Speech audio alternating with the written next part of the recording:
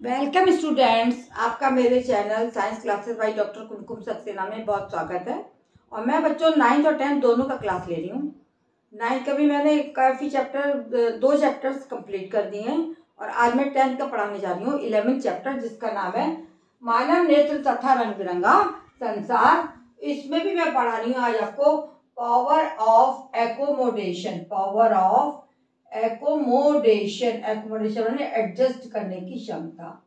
Accommodation of eyes, आंखों की adjust करने की, समंजन करने की क्षमता क्या होती है और आप इससे क्या समझते हैं। तो आपने अभी आंख का मैंने आपको स्ट्रक्चर पढ़ाया था कि जो चित्र है वो कहाँ बनता है, रेटिना पर बनता है। कोई दूरस्थ वस्तु से ये किरणें आ रही हैं और किरणें आने के बाद में इस वाले ए वाले उसमें देखिए आप, और आने के बाद में अपवर्तित होकर ये लेंस है और ये रेटिना है। रेटिना पर इसके प्रतिबिंब को बना देती हैं और ये सामान्य है कि जब दूर से आने वाली जो किरणें हैं प्रकाश की, वो प्रतिबिंब को रेटिना पर बनाती हैं और ये प्रतिबिंब उल्टा बनता है और इसको हम जो है हमारी आँख की जो ऑप्टिक नर्व है वो मस्तिष्क तक ले जाती है। मस्तिष्क को सीधा करके हमको दिखाता है।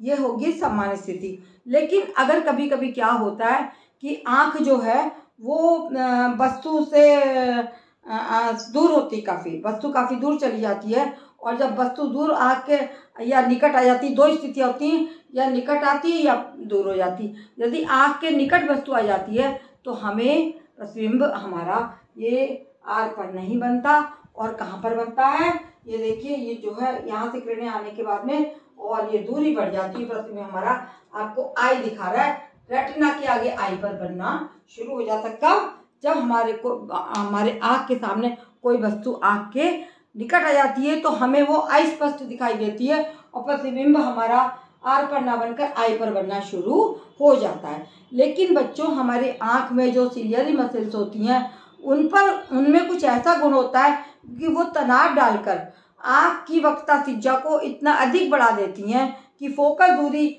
जो ज़्यादा बढ़ गई थी और यहाँ पर प्रतिबिंब बन रहा था उसको एडजस्ट करके फिर से वापस वो रेटिना पर फोकस दूरी को इतना कम कर देती हैं कि दोबारा से भी प्रतिबिंब जो है वो रेटिना पर बनना शुरू हो जाता है। कितनी भी आपके पास वस्तु आएगी, लेकिन हमारी जो सिलियरी मसल्स हैं, हमारी पेशियाँ जो हैं वो आँख में पाई जाती हैं, जिससे लेंस लटकता है, वो इस तरह से उनमें पावर होती है कि वो फोकस दूरी को घटा या बढ़ा सकती हैं। तो वो फोकस क्या बढ़ाती हैं, वो वक्रता त्रिज्या को इतना अधिक कर देती हैं और वक्रता त्रिज्या में और फोकस दूरी में चूंकि उल्टा संबंध होता है, तो जब वक्रता त्रिज्या बढ़ जाएगी तो फोकस दूरी अपने आप ही कम हो जाएगी और दोबारा से प्रतिबिंब यहाँ ना बन के रेटिना पर बनना शुरू हो जाता है। तो आँख की क्षमता को है ना, आँख की पेशियों द्वारा ये क्या कहलाती है, समंजन क्षमता। समंजन क्षमता को हम किस तरह लिखेंगे कि आँख की पेशियों द्वारा, इसको नोट कर लीजिए, आँख की पेशियों द्वारा, आँख की पेशियों द्वारा, आँख में जो पेशियां होती हैं आपको रचना में मैंने पढ़ाया है कि जिनसे कि हमारा लेंस जो लटकता है, तो आँख की पेशियों द्वारा नेत्र लेंस की फोकस दूरी को, नेत्र लेंस की फोकस दूरी जो होती है, फोकस दूरी पर ही प्रतिबिंब बनता है, वहीं से जाके किरणें टकराती हैं। फोकस दूरी को आँख की पेशियों द्वारा नेत्र लेंस की फोकस दूरी को समायोजित करने की क्षमता आँख की समंजन क्षमता कहलाती है। समायोजित करने की क्षमता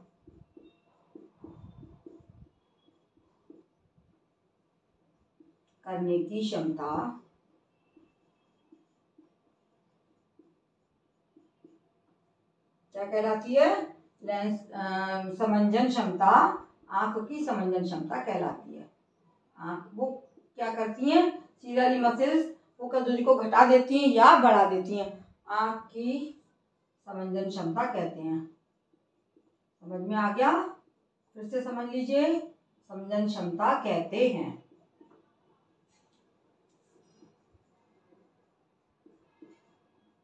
जो हमारी सिलियरी मसल्स हैं, अभी आपको पता है, उदाहरण देके समझाया कि ए डायग्राम में वस्तु का प्रतिबिंब रेटिना पे ऑटोमेटिक बन रहा है और जो इसकी फोकस दूरी है वो कितनी, इस लेंस की फोकस दूरी जो रेटिना है उसके बराबर ही है, तो वहाँ पर प्रतिबिंब अपने आप स्वतः बन रहा है। लेकिन यदि वस्तु को आँख के निकट लाया जाता है तो किरणें जो है वो अपवर्तित होकर जाती हैं और रेटिना पे ना बनाकर कहाँ बनाती हैं, बहुत दूर प्रतिबिंब को बनाती हैं। लेकिन आँखों की जो पेशियां हैं उनमें ये समंजन क्षमता होती है, उनमें ये एडजस्ट करने की क्षमता होती है कि वो आँख की वक्ता त्रिज्या को इतना अधिक कर देती हैं कि फोकस दूरी कम हो जाती है, और फोकस दूरी जब कम हो जाएगी तो फिर से प्रतिबिंब जो है आँख की रेटिना पर ही बनना शुरू हो जाता है। इसको हम कहते हैं समंजन करने, समायोजित करने की क्षमता को हम समंजन क्षमता, आँख की समंजन क्षमता कहा जाता है। इसको समझ लीजिए, हमारी मस्तिष्क स्वतः ही अपना सब कुछ कर सकती है। ठीक है, अब आगे देखिए दूसरी चीज इसमें क्या है, दूरस्थ बिंदु और निकटतम बिंदु। दूरस्थ बिंदु क्या होता है, निकटतम बिंदु क्या होता है। दूरस्थ बिंदु डिस्टेंट पॉइंट, दूरस्थ बिंदु है ना, किसी कहीं से आँख जो होती है वो जितना दूर का देख सकती है, जितने दूर की वस्तु देख सकती है अधिक से अधिक, वो उस आँख का दूरस्थ बिंदु कहलाता है। और एक समान आँख के लिए ये बिंदु अनंत पर होता है, अनंत पर माना जाता है। दूरस्थ बिंदु आँख का अनंत पर माना जाता है। और निकटतम बिंदु जो है वो क्या होगा, दूसरा होता है, पहला दूरस्थ बिंदु और दूसरा निकटतम बिंदु। निकटतम बिंदु आँख का क्या होता है, कम से कम दूरी, आँख से कोई वस्तु जितना कम से कम दूरी को देख सकती है, आँख जितनी अधिक कम से कम दूर वस्तु को देख सकती है, आँख से वो कम से कम दूरी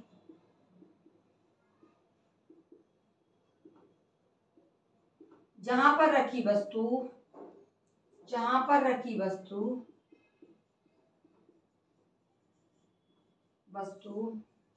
आँख को स्पष्ट दिखाई देती है ना, आँख को स्पष्ट दिखती है।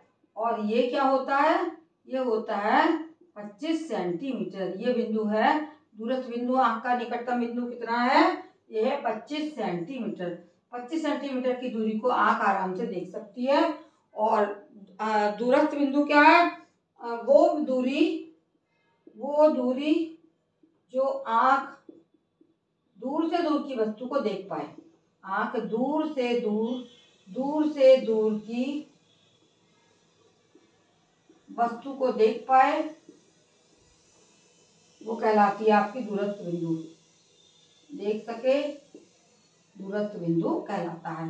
और ये होता है आपका अनंत पे माना जाता है। वो दूरी जो आँख दूर से दूर की वस्तु को देख सके दूरस्थ बिंदु होता है, और ये अनंत माना जाता है। और निकटतम बिंदु आँख से वो कम से कम दूरी जहाँ पर वस्तु रखी है, जहाँ पर रखी वस्तु आँख को स्पष्ट दिखाई देती है, ये कहलाती है 25 सेंटीमीटर। और 25 सेंटीमीटर से अनंत तक की दूरी कहलाती है दूरी विस्तार। अनंत तक की दूरी को हम क्या बोलेंगे, दूरी विस्तार। ठीक है बच्चों, समझ में आया।